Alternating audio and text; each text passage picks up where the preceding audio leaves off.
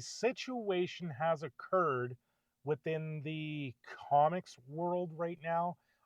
This is something I've been kind of out of touch with for a little bit. If you haven't heard, there's a group out there. They call themselves Comicsgate, mostly run by, or Ethan Van Sciver owns the trademark for it.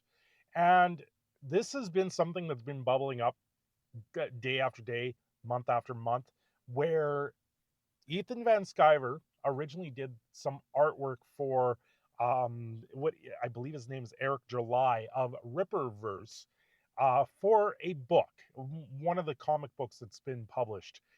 And that's how it all started. And where it is today is completely different. It sounds like there was originally some disparaging remarks or stuff that happened where Ethan didn't get a copy of the book given to him by Eric. So they kind of had a falling out. Fast forward it, and Ethan does live streams in competition with Yellow Flash's streams, and it just, I sit there and I look at it and I go, okay, whatever. This is not something that I'm involved with at all, and I am just going to stay on the sidelines of this thing. But now we have Eric July of ISOM, I believe is his comic book name, which at one point went through a lawsuit because the name was a name that was used with a church. It just, there's so many little details in all of this. I had to sit there and check out a little while. But over this last little weekend, there was a meetup with Eric July in Dallas, or in around Dallas, Texas, for his book. It looks like there was a party, all this other stuff. It was an RSVP event. And there is a small YouTuber with about 1,000 subs, which has made parody of Ripperverse called the Clipperverse, that showed up at this event because during Eric's live streams, he said, if you have a problem with me, come show up to the event. We'll hash it out, that type of thing. I'm paraphrasing everything here because I am, once again, I am checked out on this. This is not something that I am involved with at all. I like Ethan Van Sciver's artwork, and this is just something completely out of the ordinary. Anyway, so this kid goes to this event with parody versions of the comic book, trying to give it out. He's there and he's walking around the outside of the event. I don't think he can get in because he wasn't part of the RSVP list. And then this is where the story kind of goes murky. The kid gets trespassed, from my understanding, by the owner of the establishment that this event is happening at. And then a little while later, the police show up. There's a long conversation with them, and then he goes into the parking lot and the police arrest him, right? This is all during a live stream. This was like a 2 hour long live stream. Closer to the end of the live stream, you see the arrest. Horribly filmed live stream. They don't do it in the wide version of it. They do it with the camera tilted up so they can make, I'm guessing, shorts out of interactions.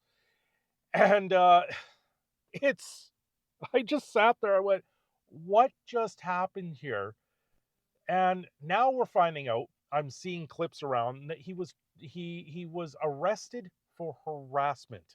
And in Texas, they have a harassment charge that can later then be updated to a stalking charge. And I'm hearing stories that this same guy went to the warehouse where Eric was and he left like a $20 bill, knowing these things, doing these things, actually going out there and doing these crazy things. And people, I have to say, when it comes down to like a public engagement, people get absolutely crazy some days. Now, I don't stand anywhere on this stuff. From the sound of it, Eric had made a live stream inviting people out there saying, if you have problems, let's talk it out. But On the other hand, you have this YouTuber trying to make a claim to fame at this point, create the parody, and is following along very, very closely to the point that he's uh, made up his own version of a superhero and doing things like going to the warehouse, following Eric around, following his every move, which is a little bit of that stalker style behavior. It's I have to sit there and take a step back and go, I don't know what is actually going on, but this is a very interesting story, especially for a car vlog. I was like, what am I going to talk about this morning? And I everything I've seen about this story with Clipperverse, Ripperverse, Ethan Van Sciver being involved, it's just kind of snowballed into something that it shouldn't be. I thought everyone was on the level. These are all people that used to work with each other at one point, and I think they could work with each other in the future if they could get beyond past their differences and let bygones be bygones and let business decisions just kind of work themselves out instead of it being simple things like, oh, I'll do artwork for you, make up the contract.